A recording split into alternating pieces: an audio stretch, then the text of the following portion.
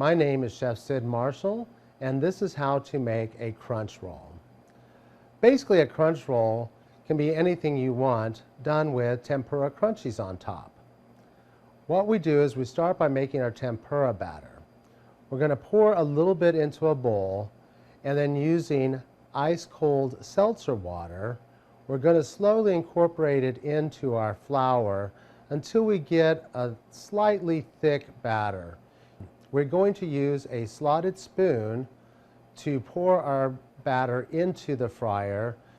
We're going to let them cook until they get nice and golden brown, and then use our spider to take them out and put them onto a piece of paper towel to collect any excess oil. We'll use another piece of dry paper towel to break them up a little bit so we get some really nice fine tempura pieces. We're going to use a California roll. Take our tempura crunchies, lay them out across the top. We're going to wrap the roll with plastic using our maki-su to shape it and press the tempura crunchies into the roll. Once we've shaped the roll, we're going to go ahead and cut our roll into 8 pieces.